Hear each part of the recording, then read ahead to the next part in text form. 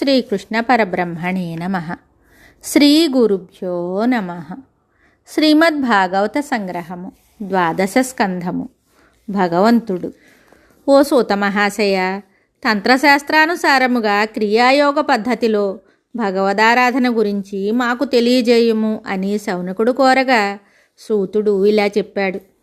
ఈ బ్రహ్మాండము భగవన్మాయ యొక్క క్రియారూపమైన ప్రకృతి యొక్క వికారము. ఈ బ్రహ్మాండము మహత్తత్వము, అహంతత్వము, పంచభూతాలు, కాలము, వికారములు అనే వాటితో ఏర్పడింది.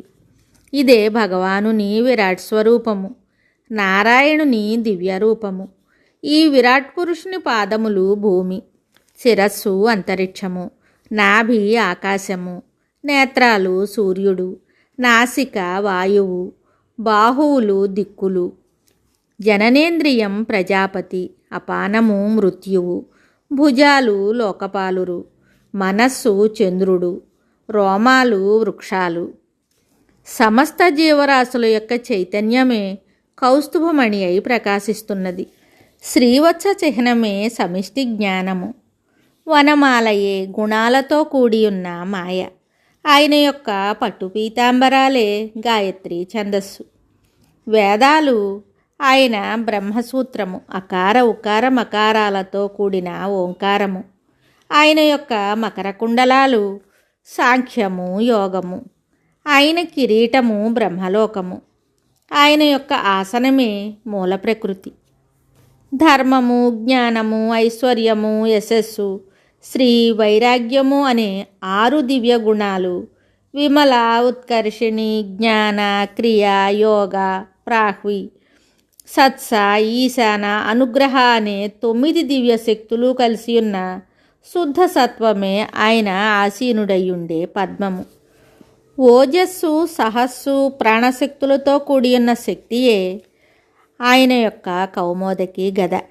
జలతత్వమే శంఖము, తేజస్తత్వమే సుదర్శన చక్రము, ఆకాశతత్వమే ఖడ్గముగా భాసిస్తుంటాయి. ఆయన యొక్క దేహవర్ణము నీలము, డాలు తమస్సు, ధనుస్సు కాలము, అమ్ముల పొది కర్మరాశి, బాణాలు ఇంద్రియాలు, రథము సంకల్పము. రథము యొక్క అలంకరణలు పంచతన్మాత్రలు. భగవంతుడు అనే పేరుకు అర్థము జ్ఞాన, శక్తి, బల, ఐశ్వర్య, వీర్య, తేజస్సులనబడే షడైశ్వర్యాలున్నవాడు అని. భగవంతుని చేతిలోని పద్మము ఈ 6 లక్షణాలకు ప్రతీకము. వైకుంఠము ఆయన యొక్క స్థానము. గరుడు రుక్ యజుహు సామాలు. లక్ష్మి భాస్కరుని ఎన్నడూ విడిచి ఉండని తేజస్సులాగా భగవంతుని ఎల్లప్పుడూ అంటిపెట్టుకుని ఉండే శక్తి. నందాదులైన అష్టపార్షదులు, అణిమాది అష్టసిద్ధులు. సేనాని అయిన విశ్వక్సేనుడు తంత్రము.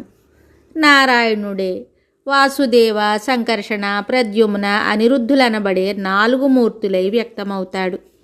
భగవానుడే జాగ్రత్త, స్వప్న, సుషుప్తి, ముక్త అవస్థలలో విశ్వుడు, తైజసుడు, ప్రాజ్ఞుడు, తురీయుడు అనబడతాడు. జాగ్రత్త అవస్థాభిమాని అయిన వైశ్వానరుడే అనిరుద్ధుడు. స్వప్నావస్థాభిమాని అయిన తైజసుడే సంకర్షణుడు. సుషుప్తి అవస్థాభిమాని అయిన ప్రాజ్ఞుడే ప్రద్యుమ్నుడు. ముక్తావస్థాభిమాని అయిన తురీయుడే వాసుదేవుడు. భగవంతుని యొక్క అనిరుద్ధ శక్తి సృజిస్తుంది, ప్రద్యుమ్న శక్తి పాలిస్తుంది, సంకర్షణ శక్తి సంహరిస్తుంది, వాసుదేవ శక్తి ముక్తినిస్తుంది. భగవానుడే బ్రహ్మయందు అంతర్యామి అయి సృష్టిని, రుద్రునియందు అంతర్యామి అయి సంహారము చేస్తూ తానే స్వయంగా రక్షణ పోషణ చేస్తాడు. సర్వస్వానికి ఆ భగవానుడే కారణమైనవాడు. సర్వసాక్షి, స్వయం ప్రకాశుడు, సర్వజ్ఞుడు, సర్వశక్తిమంతుడు. పరిశుద్ధాంతరాత్ములైన యోగులకు, భక్తులకు తప్ప ఇంకెవ్వరి దేహేంద్రియ మనోబుద్ధులకును గోచరింపనివాడు. ఆనందానికి నిధి, అందరినీ ఆనందింపచేసేవాడు. ఈ లక్షణాలన్నీ ఉన్న శ్రీకృష్ణుడే భగవంతుడు. అతని నామమును, సత్కీర్తిగాథలను వినినంత మాత్రము చేతనే సర్వపాప పరిహారము, సకల మంగళములు, పుణ్యఫలాలు కలుగుతాయి. శ్రీకృష్ణ భగవానుడు మానవ మాతృలమైన మనల్ని కాపాడుగాక అని సూతుడు చెప్పగా శౌనకుడు ఇలా అర్థించాడు. మిగతా కథ తరువాయి భాగంలో తెలుసుకుందాము. శుభం.